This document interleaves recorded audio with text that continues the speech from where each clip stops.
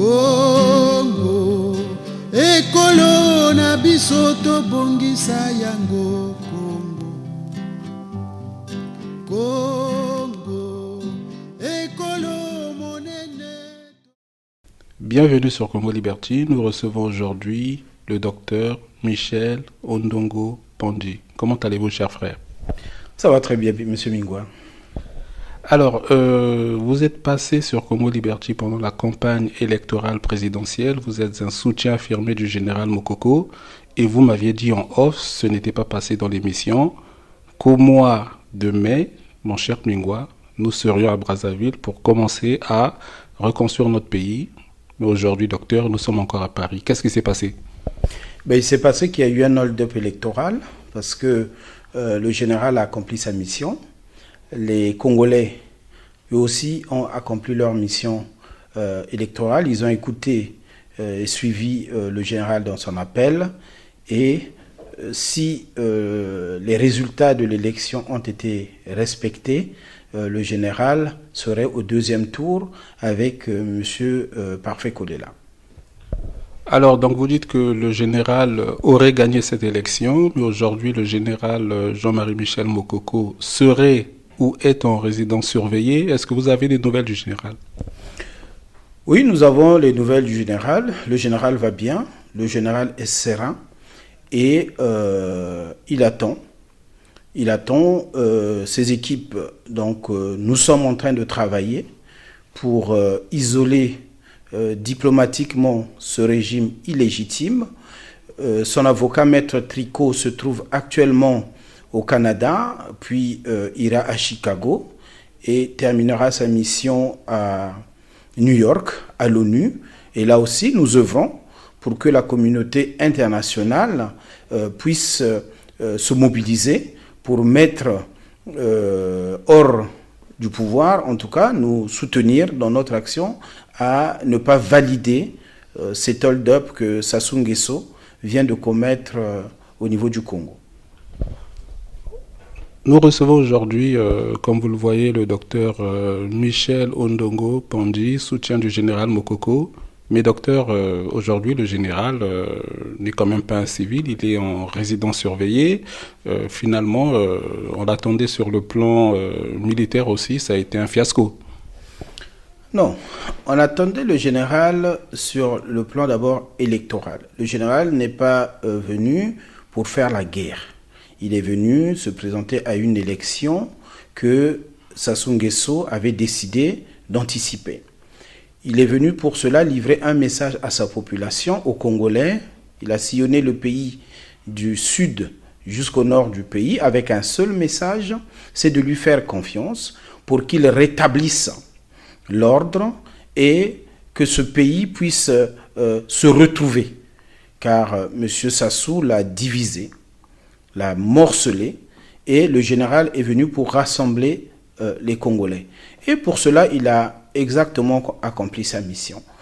Cependant, ce n'est pas parce que c'est un général qu'il fallait l'attendre à ce qu'il vienne faire la guerre. Sinon, autrement, il ne serait pas venu aux élections.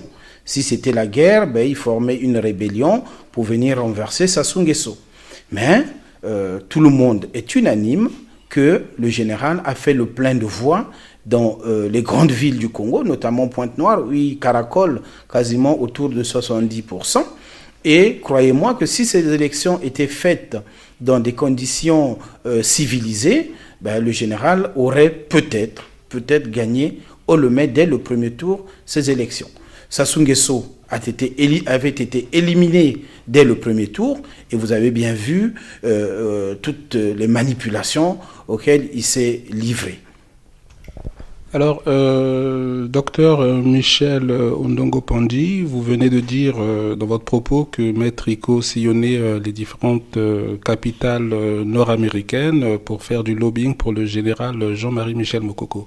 Mais est-ce que ce n'est pas des missions plus cosmétiques, parce qu'on voit bien, malgré que le général aujourd'hui est en résidence surveillée, on parle aussi d'André Okombi Salissa, sans compter tous les soutiens du général et d'autres activistes politiques qui sont en prison, la communauté internationale n'a tout simplement pas réagi. Est-ce que vous ne pensez pas que l'heure est arrivée pour faire autre chose que des missions du type que vous évoquez?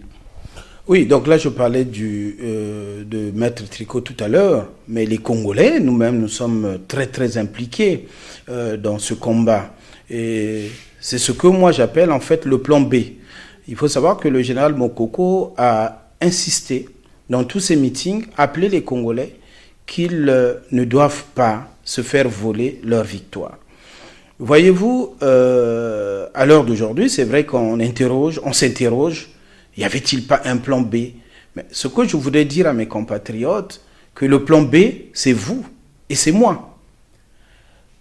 Lorsque le général a insisté en disant que ne vous laissez pas voler votre victoire, ben, on y est maintenant. Donc c'est ce combat que nous menons. Vous avez bien vu que nous sommes partis à Genève, à l'ONU, déposer un mémorandum au niveau des Nations Unies. Quelque temps après, vous avez bien vu que l'ONU a fait une déclaration sur la situation politique au Congo. Nous sommes allés en Belgique. Là, nous avons rencontré à l'Union européenne. Nous avons là aussi réitéré notre appel et on voit déjà quand même un certain nombre de résultats. Il faut savoir que la réalité, c'est que ça soit aux États-Unis, où là aussi d'autres amis sont partis, Maître Tricot et d'autres compatriotes, Monsieur John Binit et Georges Goma du Canada et des amis des États-Unis, des compatriotes des États-Unis, sont là aussi partis au secrétariat d'État américain où là, ils ont rencontré des autorités fédérales américaines qui sont aussi fermes par rapport au hold-up électoral de Sassou Nguesso. Donc, il y a un plan B qui est en train de s'exécuter, mais ce plan B, il nous faut une mobilisation plus nette des Congolais. On ne doit pas s'attendre seulement à ce que nos leaders politiques puissent poser un certain nombre d'actes. Ils ont fait beaucoup de travail. Et au jour d'aujourd'hui, c'est vrai, ça se passe dans nulle part au monde, peut-être en Corée du Nord, où des grands leaders, comme effectivement le général Mokoko, Madame Munari, Monsieur Okomi Salissa et Georges Boao, sont mis en résidence surveillée et dans des conditions complètement inhumaines, traités de façon très, très humaine, puisque finalement, même le ravitaillement en nourriture ou en médicaments, lorsqu'ils ont quelques maux à traiter, ils sont quasiment privés de tout cela. Et c'est ce que nous dénonçons. Ce que nous constatons tout de même et qui nous rassure, peut-être pas encore complètement, que ce pouvoir-là n'est reconnu par personne, que c'est un pouvoir illégitime, que ni la France, ni l'Union européenne, ni les États-Unis ne reconnaissent.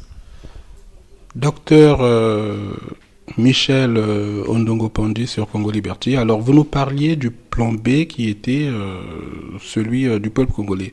Mais est-ce que l'incompétence, j'ai envie de dire, des hommes politiques congolais, finalement, n'est pas prétextée par le fait que le peuple congolais ne se mobilise pas beaucoup? Le peuple s'est quand même mobilisé lors de la désobéissance civile, que vous avez d'ailleurs soutenue. Le peuple a payé un lourd tribut. Et dans toute révolution, il faut à un moment donné que l'armée suive. Et c'est à ce niveau-là qu'on attendait quand même le général. Donc vous ne pouvez pas dire, cher docteur, que le peuple aujourd'hui doit suivre. Il s'est quand même sacrifié. Non, je crois qu'il faut se rafraîchir un peu la mémoire. Qui est général Mokoko? Mais le général Mokoko, on peut dire que c'est le père de la démocratie au Congo. Si en 91, le général Mokoko avait suivi Sassou Nguesso dans sa folie meurtrière, le Congo ne serait pas rentré dans l'ère démocratique. Lorsqu'il était aux responsabilités, chef d'état-major, il a mobilisé ses troupes en faveur de la paix et en faveur du peuple. Il a assuré sa mission à ce moment-là. Aujourd'hui, nous parlons d'un général qui a été un soldat de la paix. Il a servi l'ONU comme pour le maintien de la paix dans un certain nombre de pays. Donc, voyez-vous, ce serait contradictoire que celui qui venait de servir la paix dans différents pays rentre dans son pays pour faire la guerre. Donc, la solution, le plan B, le plan B, c'est nous tous. C'est-à-dire que nos silences et nos peurs deviennent la force de Sassou. Si aujourd'hui Sassou se permet tout, c'est parce que il a militarisé le pays. Il a mis sa garde présidentielle partout et surtout les mercenaires. Donc, ce n'est pas le général Mokoko ou la faiblesse de nos politiciens. Non, eux, ils ont fait un grand travail. Et bien rappelé, heureusement qu'ils ont choisi d'aller aux élections. Heureusement. S'ils n'étaient pas partis aux élections, aujourd'hui, Sassou Nguesso serait fier dans ses bottes et beaucoup de pays le féliciteraient puisqu'il serait le seul candidat à gagner les élections. Au moins, le fait qu'il soit parti à ces élections, ils ont montré que c'est un usurpateur. C'est quelqu'un que les Congolais ont vomi. Donc, les Congolais, ce qu'ils doivent faire maintenant, c'est vrai qu'ils ont répondu à l'appel de la désobéissance civile. Mais nous devons dépasser nos silences, nous devons dépasser nos peurs. Et dépasser nos silences et dépasser nos peurs, c'est effectivement se mobiliser pour faire comprendre à Sassou Nguesso, comme cela se passe sous d'autres cieux, car il faut savoir, comme disait le président Mitterrand, un dictateur n'a pas de concurrent à sa hauteur. Sauf le peuple. Lorsque le peuple se lève, comme ça s'est passé sous d'autres cieux, lorsque le peuple se lève lors des soulèvements populaires et autres, c'est ce qui fait trembler les dictateurs. Et Sassou Nguesso, c'est ça qui le fera partir. Nous devons donc dépasser nos peurs, parce que de toute façon, une fois que vous avez accompli votre mission, et que l'usurpateur vient derrière dire que non, c'est moi que vous avez voté, mais pas les opposants, sous d'autres cieux, le peuple se lève. Docteur Michel Ondongo Pandi sur Congo Liberty. Cher docteur, le général Mokoko ne serait pas aujourd'hui un homme seul. La charte de la victoire signée par les 5 candidats avait scellé l'opposition congolaise dans une espèce de dynamique. Le général est enfermé, on n'entend pas du tout Parfait Kolela dénoncer cette incarcération à ciel ouvert. On n'entend pas M. Tsassima Biala non plus. Est-ce que finalement la plateforme IDC FOCA d'aujourd'hui n'a pas volé en éclats? Bon, vous savez, les hommes sont ce qu'ils sont. Tsassima Biala a fait le choix de servir certainement son serviteur, qui est Sassou Nguesso. Il était peut-être en mission commandée, il a accompli son rôle. On s'attendait peut-être qu'il soit Premier ministre, peut-être demain il sera président de l'Assemblée Croupion. Bon, voilà, le peuple constate. Mais il faut savoir que la population des zones, même les membres de l'UPADES, je pense qu'ils sont perturbés. Et je ne pense pas qu'ils puissent le suivre en masse. Bon, Parfait Kolela n'a pas une position qu'on ne comprend certes pas très bien, mais ce qui nous rassure, c'est que son club, son soutien au niveau de la France, vient de faire une déclaration il y a 2-3 jours qui est claire et nette. Ils se positionnent, ils sont dans l'opposition, une opposition claire et nette contre le pouvoir. Et on peut regretter, c'est vrai, peut-être que Kolela n'ait pas une position aussi tranchée lorsqu'on voit la situation du pôle actuel, cette région qui est martyrisée. Et n'importe quel homme politique, dans ces conditions, devait sortir quasiment de son silence et dire clairement à Sassou Nguesso qu'il se passe une épuration ethnique, un vrai génocide dans le département du Poul. Et lui, et même tous les autres, et même les Tsassima Biala et autres, si c'est vraiment des hommes politiques honnêtes, ils devraient reconnaître cela et se ranger du côté de l'opposition.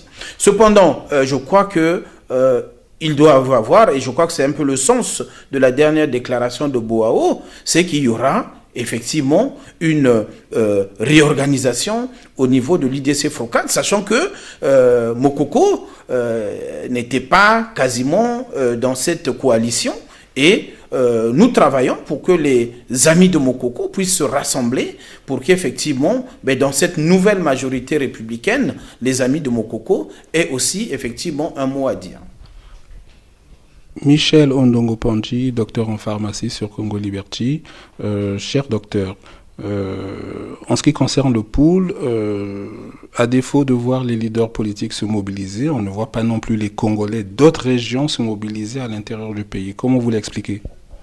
C'est ce que je disais, et ce que je disais encore tantôt, c'est que nos silences et nos peurs, c'est ça qui constitue la force de Sassou Nguesso. Et effectivement, on réclame un plan B, on réclame peut-être que des forces extérieures viennent agir au niveau du pays. Non. Il est insupportable de voir que même sur la place de Paris, où les Congolais de l'étranger ne se mobilisent pas en masse pour dire non. Non à ce qui se passe au niveau du pool. Vous savez, Sassou Nguesso ne choisit pas d'aller attaquer cette région pour rien. Il sait bien que le pool, c'est aussi quelque part la locomotive de notre pays. Il sait bien aussi que c'est dans le pool qu'il y a la foi chrétienne. Vous savez, deux fois je dis, tiens, lorsque j'écoute toutes ces mélodies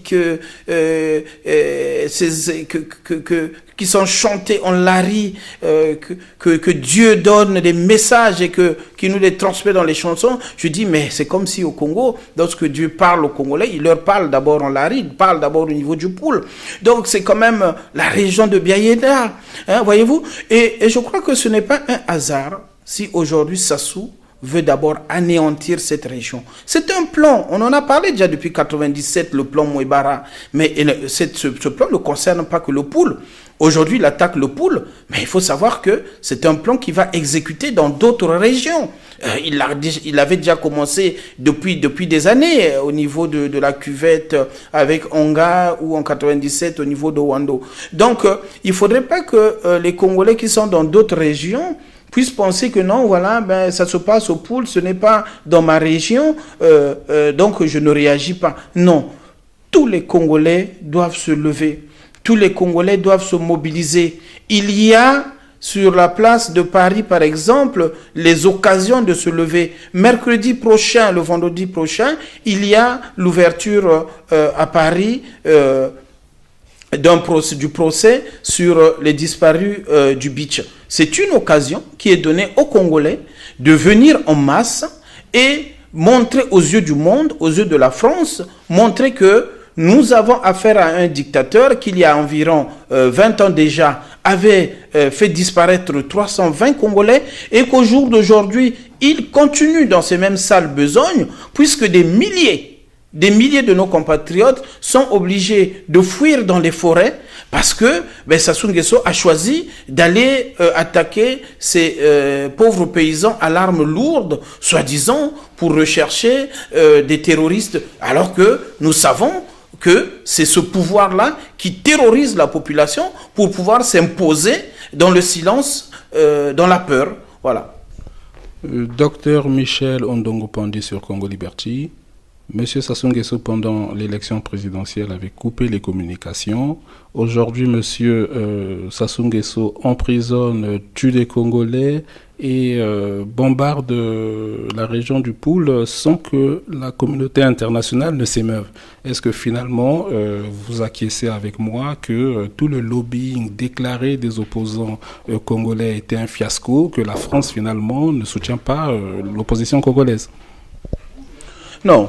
Il faut dire une chose, c'est que le pétrole congolais, Sassou a utilisé en masse le pétrole congolais pour corrompre. Si nous parlons par exemple de la France, oui, malheureusement François Hollande ou M. Valls ont la bouche pleine du pétrole congolais, si bien qu'ils ont du mal à parler. Cependant, il faut pas baisser les bras. Il ne faut pas baisser les bras. Il faut juste que tous les Congolais prennent conscience que la libération du Congo, c'est d'abord nous-mêmes. Parce que Hollande et les autres, ils défendent leurs intérêts. Ils ne défendent même pas les intérêts de la France. Parce que Hollande et Valls, aujourd'hui, ils jouent un jeu très dangereux. Parce que lorsqu'ils laissent ce dictateur perdurer au pouvoir, ben ça veut dire que c'est des Congolais qui en masse quittent le Congo pour venir ici. Ils ont des spécialistes, vous êtes journaliste, essayez un jour d'enquêter pour peut-être qu'ils puissent comprendre et montrer combien de Congolais ont quitté le Congo depuis 1997 du fait du coup d'État de 97, c'est-à-dire que le fait que la France ait ramené Sassou Nguesso au pouvoir, combien cela a fait partir de Congolais du Congo. Et il faut savoir que si au jour d'aujourd'hui, il continue à soutenir ce dictateur, ben demain, ça va être encore des milliers de Congolais qui viendront gonfler les rangs de l'immigration au niveau de la France. Donc, le lobbying, peut-être qu'il marche, certainement, parce qu'effectivement, Sassou Nguesso a passé son temps à utiliser l'argent du pétrole pour corrompre les médias, corrompre les politiques français et autres, mais pour autant que les Congolais prennent conscience que notre libération, c'est d'abord notre affaire. C'est d'abord l'affaire des Congolais. Aujourd'hui, que ce soit au niveau de la France, au niveau des États-Unis, du Canada, d'Afrique du Sud, un certain nombre de pays, les Congolais se mobilisent. Il faudrait que chacun puisse se dire que ce combat-là nous concerne tous. Pas question de penser seulement d'aller juste regarder qu'est-ce qui se fait au niveau de l'Internet, mais il faut chercher à participer financièrement, physiquement, contribuer à la lutte de libération. Le chien aboie, la caravane passe, peut-on dire au sujet de M. Denis Sassou Nguesso qui vient de nommer un nouveau Premier ministre, M. Clément Mwamba, qui, il y a une semaine, a proclamé, en tout cas publié son gouvernement. Est-ce que néanmoins, bien qu'opposant, vous souhaitez bonne chance à M. Mwamba dans sa mission? Écoutez, pour nous, il n'y a même pas de commentaire à faire puisque c'est un non-événement. C'est un président illégitime, c'est un gouvernement illégitime dont la composition, de toute façon, laisse à désirer, qui n'avancera pas du tout le pays. Et Clément Mwamba n'est pas un inconnu au niveau du Congo. Je pense que les anciens de la BCC ou les familles de ceux qui ont eu leurs parents morts parce que dans le chagrin de l'argent qu'ils ont perdu à la BCC ou de l'emploi qu'ils ont perdu à la BCC, ben, n'iront pas applaudir. Non, je ne dirai rien parce que pour moi, c'est un non-événement. Il n'y a pas de gouvernement au Congo. Alors, cher docteur, est-ce qu'on ne pourrait pas non plus dire que vous n'êtes pas pragmatiste? Monsieur Sassou est installé, il a nommé un gouvernement. Est-ce que finalement, dans une espèce de mbongi, vous ne pourrez pas dialoguer avec Monsieur Sassou, quitte à le laisser président jusqu'à sa mort, puisque c'est ce qu'il veut apparemment? Non, je pense qu'il y a un mal profond au pays.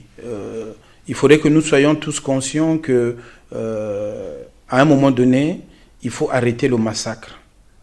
Il faut arrêter le massacre. J'ai l'occasion de le dire dans les précédentes émissions. Je pense qu'il ne faut pas sortir de Sciences Po pour voir l'état de délabrement dans lequel se trouve notre pays. L'escroquerie politique, le gâchis de l'argent. Nous avons eu des masses d'argent et que ce pays aujourd'hui effectivement serait un pays qui s'orienterait vers l'émergence. Mais vous voyez bien que c'est plutôt un pays dont la plupart des indicateurs sont au rouge. Non, nous devons nous battre pour bouter ce monsieur dehors et son système, le système PCT, qui a plongé ce pays-là dans le chaos d'anti-valeurs. Je vais vous prendre un exemple. Je venais de voir ça hier, je pense que c'était hier sur Télé Congo, mais vous vous rendez compte, le Centre national de lutte contre le sida va être fermé. Donc, depuis bientôt presque 20 mois, les malades du sida dans notre pays ne sont plus traités. Bon, je veux dire, c'est un problème qui concerne tous les Congolais. Et comment pouvez-vous laisser un système comme ça perdurer? C'est pas possible. Donc, les Congolais, partout où ils sont, doivent se lever. Nous devons nous lever, nous devons créer les conditions d'un soulèvement populaire. Nous devons créer les conditions d'un soulèvement populaire pour faire partir ce voleur. Parce qu'il n'y a pas d'autre mot à dire. Il a volé nos voix. Parce que quelqu'un qui a moins de 8%, qui se proclame président avec 60%, bah écoutez, ça s'appelle du vol. Docteur, mais Monsieur Denis Sassou Nguesso a quand même fait partir de son gouvernement des personnalités qui lui sont très proches, Monsieur Isidore Mvoba, Monsieur Nsiba, son oncle Emmanuel Yoka et bien d'autres. Il y a quand même plusieurs jeunes qui sont entrés au gouvernement. Vous pouvez quand même lui laisser la chance, en tout cas lui laisser la chance de mettre en place sa politique, puisqu'il a parlé de rupture. Est-ce que ce gouvernement-là, dans sa première mouture, ne représente pas la rupture qu'il a tant déclarée dans son discours d'investiture? Non, s'il vous plaît. Non, je crois qu'il faut arrêter la rigolade. Est-ce que vous croyez que Bouya, c'est la rupture? Vous croyez que Mampouya, qui est incapable d'utiliser les menuisiers congolais, le bois congolais pour faire les tables bonds, préfère les importer? C'est ça la rupture? Non.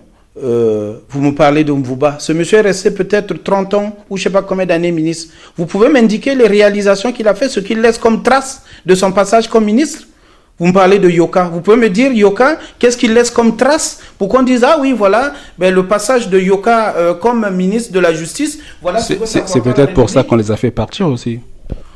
Oh, ben, et donc les autres qu'ils ont gardés, je parlais tout à l'heure des Mampouya, des Bouya, ils ont apporté quoi? Aujourd'hui, quand vous prenez la municipalisation accélérée, prenons la dernière qui s'est... l'avant-dernière même que j'ai un peu suivi de Sibiti. Alors vous croyez qu'ils ont installé un aéroport à Mayeye? Cet aéroport économiquement apporte quoi? Ils ont été incapables même d'apporter le courant de Mukukulu à Sibiti. Ils ont dépensé plus de 300 milliards officiellement pour la municipalisation de Sibiti. Mais de la Lékoumou, mais dites-moi, sous d'autres cieux, si on injectait dans une région comme celle-là plus de 300 milliards, mais la Lékoumou serait une région émergente. Monsieur Michel Ondongo Pandi sur Congo Liberty, nous arrivons au terme de notre émission. Je souhaite que vous parliez de votre nouvel objectif qui est, si j'ai bien compris, la création d'un mouvement au service du général Mokoko. Voilà, donc nous, comme vous savez, je suis président du Club Congo Pluriel. Nous nous sommes engagés pour le général Mokoko. Nous l'avons soutenu pendant toute sa campagne et nous continuons à le soutenir jusqu'à ce qu'il recouvre sa liberté et surtout jusqu'à ce qu'il soit, parce que nous estimons que c'est le seul pour l'instant qui est à même de bien conduire une transition et surtout de ramener au niveau militaire, de remettre de l'ordre, de remettre une armée républicaine dans le pays et la force publique d'une manière générale. Et le pays, on a grandement besoin. Donc, Congo Pluriel, le Mur, un certain nombre d'associations travaillent déjà pour Mokoko. Cependant, il nous faut mutualiser nos forces et pour mutualiser nos forces, il faut que nous soyons regroupés et rassemblés. Donc, ce qui va se passer sur Paris le 28 de ce mois-ci, donc le 28 mai prochain, c'est la création du rassemblement, l'Assemblée constitutive du rassemblement des amis du général Mokoko pour la démocratie au Congo. Ce que l'on souhaite, effectivement, c'est qu'à partir de ce rassemblement, de cette grande association, tout le monde, tous nos projets en faveur du pays, en faveur de la lutte pour la libération du pays, concernant le général Mokoko, passerait par cette association-là. Et je pense que dans un futur proche ensuite, ce rassemblement se retrouvera autour de la table avec les autres leaders politiques. La nouvelle majorité républicaine, parce qu'il y a bien une nouvelle majorité républicaine, il y a eu une élection. De cette élection, il y a eu des forces qui se sont dégagées et surtout qui sont opposées au hold-up actuel. Donc ces forces-là, il va bien falloir qu'ils puissent s'organiser. On disait tout à l'heure que Mme Mounari, M. Okomi Salissa, M. Mokoko, le général Mokoko, sont aujourd'hui en résidence surveillée. Il y a bien des forces, il y a des gens qui les ont soutenus et se retrouvant dans la même situation, ils doivent se regrouper, nous devons nous rassembler pour envisager l'avenir ensemble. Nous remercions le docteur Michel Ondongo Pandi d'avoir accepté notre invitation sur Congo Liberty. Vous êtes toujours le bienvenu, cher docteur.